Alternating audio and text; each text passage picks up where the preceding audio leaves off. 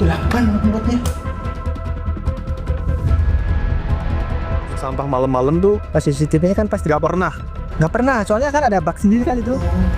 Berada timbal Indonesia.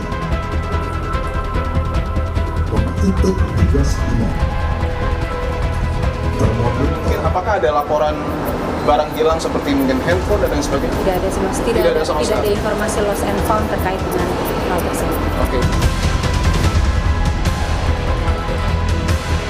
Berarti dia berangkat ke Kemenlu itu sudah tidak bawa HP. Dia mungkin merasakan mungkin di HP itu ada ancaman.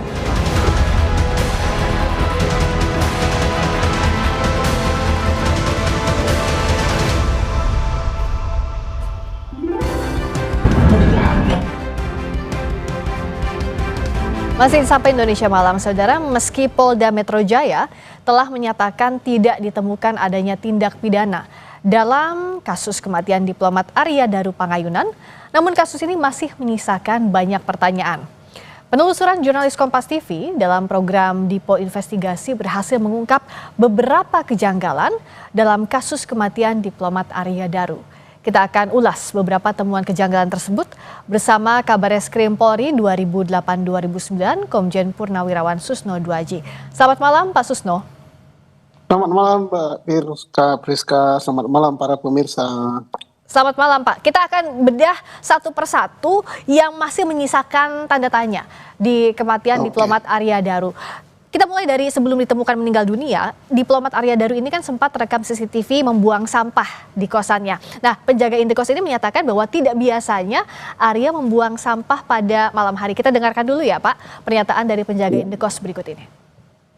1 sampai jam 5 ada hal yang, kalau ada yang halangan misalnya fisik, itu kan pasti kebangun, ini nggak ada ya? Nggak ada. Amat, Wah. Kita lihat di CCTV itu pas dibuka itu, lah ini kok mau sama malam-malam, pas gerimis pula gitu kan. Oh itu gerimis ya? Iya, biasanya Buang sampahnya kemana sih Mas? depan sana. Oh udah seberang. Ya ini nih, depan tembok ini. Oh jauh berarti ya? Maksudnya nggak tertutup ya, terbuka ya? Buang sampah malam-malam tuh Pas CCTV-nya kan pasti nggak pernah. nggak pernah, soalnya kan ada bak sendiri kan itu depan pintu itu. Itu juga yang jadi pertanyaan kan. Kalau buang sampah kenapa nggak di situ aja? Padahal tiap hari saya yang buang tiap pagi. Dari situ. Tiap pagi masih siang. Iya, nah, tapi ke malam itu buang sendiri. Dan agak banyak kayaknya ya. Nggak tahu saya juga. Kalau lihat di CCTV agak besar gitu. Cuman yang jelas biasanya walaupun banyak itu tetap di situ biasanya sih. Oh tetap di situ. Iya, biasanya iya. Terus masih yang buang. Saya tiap hari sama saya bagian kebersihan sini kan. Tadi soal kebiasaan membuang sampah. Ada behavior, ada kebiasaan yang tidak sama pada hari itu. Kebiasaan atau tindakan seperti ini bisakah jadi salah satu bahan penyelidikan atau tidak Pak Susno? Bisa, dan itulah yang menjadi bahan penyelidikan, hal yang tidak biasa gitu. Kalau sesuatu yang rutin, misalnya mandi pagi jam sekian, makan pagi jam sekian, itu tidak banyak penyidik atau penyelidik mendapat petunjuk. Tapi dengan sesuatu yang di luar kebiasaan, membuang sampah tidak pada tempatnya seperti yang biasa, kemudian waktu tidak seperti pada yang biasa, itu suatu petunjuk sangat berharga bagi penyelidik. Nah makanya sampahnya kan dicari dan ketemu. Dari sampah itulah didapatkan beberapa petunjuk. Nah yang kita tidak diberi penjelasan secara resmi oleh aparat penyelidik apa di dalam itu, tapi terungkap sedikit kepada masyarakat kan, oh isinya barang begini, tapi itu kan masih debatable karena Polri tidak menjelaskan secara rinci apa barang itu digunakan untuk apa dan dampaknya pada apakah itu menyebabkan dia bunuh diri. Itu ada katanya kan Polri bukan bunuh diri ya, dia meninggal tidak melibatkan orang lain, itu apa ada kaitannya dengan sampah itu apa tidak dijelaskan. Nah mengapa tidak dijelaskan, karena Polri sudah mengatakan bahwa hal-hal yang bersifat privat tidak dikemukakan di ranah publik, itu saja alasannya. Oke. Tapi hal privat itu kan misalnya seperti isi sampahnya apa begitu, itu bisa jadi sudah diselidiki polisi tapi tidak bisa dibuka ke publik, begitu Pak Susno? Sudah, kan Polri kan sudah menjelaskan itu di depan Kompolnas, di depan Komnas HAM, dan siapa lagi aparat-aparat yang diundang waktu presentasi di Polda Metro Jaya. Iya, nah, tapi karena pribadi itu ya? sayang beliau-beliau itu tidak menjelaskan kepada publik kalau saya nggak ikut gitu. Iya, iya. Tapi saya dapat bocoran dikit dari beliau-beliau gitu. Tapi saya nggak begitu yakin karena bocoran bukan dari tangan pertama gitu. Iya, iya. Iya, tapi artinya memang kebiasaan, apa yang terkait dengan kebiasaan yang tidak biasa itu Yang biasanya tidak memang biasa, diselidiki begitu ya Pak Susno ya? Itu sangat-sangat itu menjadi bahan penyelidikan utama. Iya, bahkan Sesuatu yang utama tidak begitu biasa. ya? Mhm. Ya, misalnya saja ya, Ya, mengapa dia berada di lantai 12 Kementerian Luar Negeri. ya. Hal Kenapa kok itu bisa di kan, sana begitu? Itu kan nggak biasa ya? Mhm. nggak biasa, bukan sesuatu hal yang itu tiap minggu dia ke sana atau Iya. tiap malam Jumat Kliwon dia nyepi di situ atau Iya. nah ini Iya. kan tidak biasa dia ke situ. Nah, bicara soal ini Pak, pengelola mal di mana terakhir Arya terlihat sebelum menuju ke kantor Kemlu yang tadi kita sempat bahas, bilang bahwa tidak ada laporan barang hilang di hari Arya Daru berada di mal. Pengelola mal juga menyatakan bahwa pengunjung tetap bisa menyewa taksi meski tanpa ponsel. Kita dengarkan dulu pernyataannya. Juli dari sore hingga malam ketika Arya Daru dan dua temannya berada di Mall GI, apakah ada pelaporan mungkin aktivitas yang janggal di Mall GI? Tidak ada Mas, Tidak ada sama sekali. jadi beliau benar-benar kami treat sebagai customer reguler, customer pada umumnya.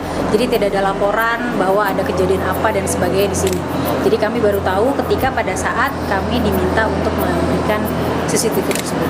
Termasuk juga mungkin apakah ada laporan barang hilang seperti mungkin handphone dan lain sebagainya? Tidak ada sih Mas, Tidak ada sama tidak ada sekali. informasi lost and found terkait dengan hal tersebut. Oke, yang terakhir tertangkap kamera adalah ketika Arya Daru itu menunggu taksi ya Mbak ya. Untuk mengakses taksi ini apakah perlu menggunakan handphone atau bisa secara manual di tempat yang sudah disediakan GI? Secara manual juga bisa Mas, karena bisa. kami ada pool taksi. Oke. Kami ada di area East Mall ada, di area West Mall juga ada. Pengelola mal bilang bahwa tidak ada laporan barang hilang. Dan faktanya lagi ponsel Arya Daru juga belum ditemukan. Sementara Pak Susno, biasanya kan data-data pribadi, data terkait sequence ngapain aja hari itu adanya di ponsel. Seperti kita lah, pasti di ponsel itu ada banyak merekam kegiatan dan hal-hal terkait kejadian ini bisa jadi. Nah, apa yang harus saat ini penyelidik dan penyidik lakukan? Penyelidik sudah mengatakan ya, handphonenya itu tidak ada. Ya. Jadi kalau hilang itu kan berarti itu tanpa dimaui oleh HDP ya, tanpa kemauan dia sendiri barang itu nggak ada. Nah, hilang. Tapi atau tanpa dikehendaki oleh HDP, tahu-tahu ada yang ngambil, itu namanya dicuri. Nah, Ya. tapi ini kan handphone itu tidak ada. Nah, handphone itu tidak ada, sudah dilacak oleh penyelidik. Handphone itu terakhir kontak dengan nomor berapa, dan Betul. apa yang dibicarakan. Iya. Dan itu juga bisa digunakan sebagai petunjuk oleh penyelidik mengapa handphone itu sampai tidak ada. Nah, tidak adanya itu hilang apa dihilangkan gitu. Nah, iya. Nah, itu hilang atau petunjuk, dihilangkan itu kan Iya. hilang dan hilangkan itu kan dua hal yang berbeda. Dihilangkan berarti Iya. ada intensi sengaja dari dirinya sendiri atau bahkan Iya. orang lain terkait. Nah, bagaimana untuk digali ini, perlukah digali lagi lebih dalam meskipun polisi bilang bahwa belum ditemukan unsur pidana, tapi apakah tetap harus didalami Pak Susno? Kalau didalami sudah kan, katanya Polri kan tidak ditemukannya handphone itu tidak masalah. Karena handphone itu telah terkonek kepada perangkat-perangkat yang lain. Misalnya perangkat lawan bicaranya, atau terkonek kepada operator, atau terkonek kepada laptop gitu. Nah, dari sanalah Polri sudah mendapatkan beberapa keterangan yang sehingga dia bisa menyimpulkan sampai tidak ada pihak ketiga yang terlibat. Tetapi persoalannya yang menimbulkan tanda tanya besar itu kan kita ini kan termasuk saya gitu ya. Iya. Saya ingin sekali tahu gitu, apa sih dalam itu. Nah, kemudian ditutup dengan penjelasan itu hal-hal yang privat. Nah, tambah lagi saya penasaran. Karena saya kan tidak punya jabatan lagi di Polri. Iya, iya. Jadi Kompolnas bukan, penasihat bukan gitu, kan saya tidak diajak gitu. Nah, Iya. tetapi kan saya walaupun sedikit-sedikit lah bisa tahu lah karena masih ada jalur ke situ ya. Tetapi penjelasannya ke saya kan tidak resmi gitu. Iya, iya, betul. Nah, sehingga saya sangat memahami ada hal yang privat gitu ya. Iya, jadi artinya ada hal yang privat. Ini saya mau jelaskan lagi, mau tanyakan lagi ke Pak Susno. Memang tidak semua hal bisa dibuka oleh polisi ke publik. Meskipun itu dalam hal misalnya pernyataan terkait dengan satu kasus tertentu. Memang itu lumrah dilakukan. Pertanyaan awamnya demikian. Ya, terutama untuk kasus-kasus yang akan merugikan dignity ya. Dignity artinya harga diri ya. Harga diri dari keluarga itu. Terkecuali ya kalau memang keluarganya bilang, ya udah silakan dengan gamblak buka aja ke publik gitu, kan lain ya. Tapi kan apakah ada itu, dan saya yakin ya bahwa satu hari sebelum press release itu kan sudah ada keterangan kepada beberapa pejabat termasuk pada Kompolnas itu presentasi oleh penyidik Polda Metro di internal ya, internal tapi mengundang pihak luar yang berkepentingan gitu ya. Nah, setelah itu konon kabarnya ya entah benar atau enggak, saya tahu bahwa pihak keluarga pun diberitahu tapi terpisah dengan acara presentasi itu. Diberitahu masalahnya apa gitu. Nah, masih bicara soal kejanggalan yang masih jadi tanda tanya Pak Susno, Wakapolri periode 2013-2014 Komjen Purnawirawan Ugroseno melihat ada kejanggalan saat Arya Daru almarhum ini kembali ke kantor Kemlu. Pak Ugro bilang bahwa menduga Arya ke Kemlu ini tanpa membawa ponselnya dan curiga ada ancaman di ponsel Arya. Kita dengarkan dulu pernyataannya. Arya Daru sudah selesai berbelanja di Mall Grand Indonesia dan itu sekitar pukul 9 malam. Ada informasi bahwa ketika sudah masuk taksi 5 menit kemudian almarhum memutuskan untuk menuju ke kantor Kementerian Luar Negeri. Ada kejanggalan di situ? Agak curiga sedikit lah, ya kan? Berarti dia berangkat ke Kemenlu itu sudah tidak bawa HP. Dia mungkin merasakan mungkin di HP itu ada ancaman. Lihat rekaman CCTV di rooftop ya, di atas ya. Mungkin dia lihat bawah dan sebagainya. Ya kita bisa menganalisa kemungkinan dia merasa tidak aman atau tidak nyaman. Dia hanya ngetes, masih ada nggak yang membutuhkan dia. Nah, bagaimana kalau dari Pak Susno soal sequence yang diduga kejanggalan ini? Bagus ya, analisanya bagus kayak. Jadi ada ancaman. Nah, ancaman itu kan bisa macam-macam ya. Bisa ancaman dari orang-orang yang sangat dekat dengan dia, bisa ancaman dari orang tertentu gitu ya, ngancam. Pokoknya kalau kamu begini-begini, saya akan begini kan. Ancaman kan macam-macam kan. Akan dibuka rahasia itu ancaman, atau akan dibukakan sesuatu yang terkait dengan masalah-masalah pribadinya, itu ancaman juga. Karena ancaman itu tidak harus selalu menyakiti tubuh, tidak harus selalu itu berkaitan dengan jiwa kan. Bahkan ancaman terhadap membuka rahasia pribadi itu jauh lebih menyakitkan daripada ancaman akan dibunuh gitu ya. Dan bisa iya, misalnya kamu kalau tidak begini atau kamu kalau tetap melakukan hal itu gini nih, kamu akan saya buka rahasianya. Itu ancaman, dan ancaman itu sangat berat, ancaman yang begitu. Iya, dan kalau ada ancaman, bisakah dikatakan masih ada kemungkinan tindak pidana atau tidak serta-merta, Pak Susno? Tergantung ancamannya. Kalau ancamannya itu kamu akan saya bunuh gitu kan, tapi kan pembunuhan itu kan tidak terjadi kan, tidak terjadi. Kemudian ada dalam teori KUHP sampai sebatas mana ancaman itu dia sudah menjadi percobaan gitu, terhadap sesuatu perbuatan pidana. Kalau di sini kan kita penyelidik belum menemukan, bukan tidak menemukan, belum menemukan. Iya betul. Nah, ya, tetapi kalau keluarga atau pihak-pihak tertentu menemukan hal itu, penyelidik dengan sangat senang hati, sangat terbuka ya dibuka. Gitu.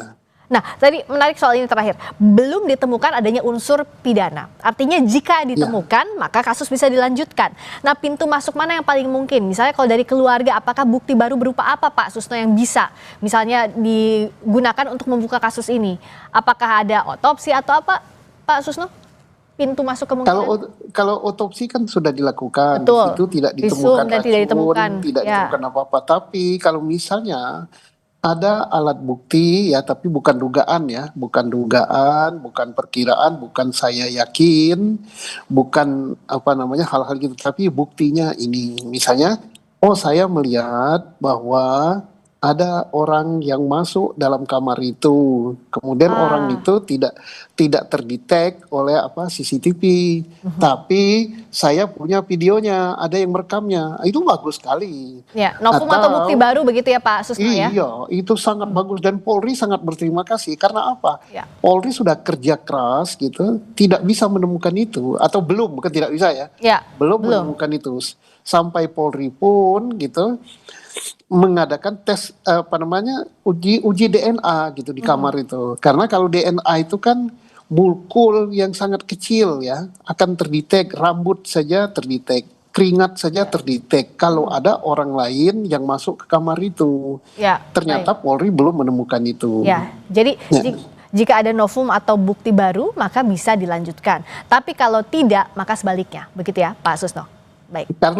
Kalau tidak ada ya mau mengungkap apanya gitu. Karena apa? Ibaratnya ini sudah mentok gitu. Sudah mentok kok nggak ketemu. Makanya dalam bahasa yang disampaikan bukan bunuh diri, bukan dibunuh, bukan kecelakaan, tapi Polri belum menemukan tindak pidana dan belum menemukan pihak lain yang terlibat terkait dengan meninggalnya si Aryo Danu ini. Ya, baik. Jadi itu yang digarisbawahi, Polri belum menemukan tindak pidana dan belum menemukan pihak lain yang terkait dengan kematian Arya Daru. Terima kasih Pak Susno, Komjen Purnawirawan Susno 2J, Kabareskrim Polri 2008-2009. Selamat malam. Selamat malam, Mbak.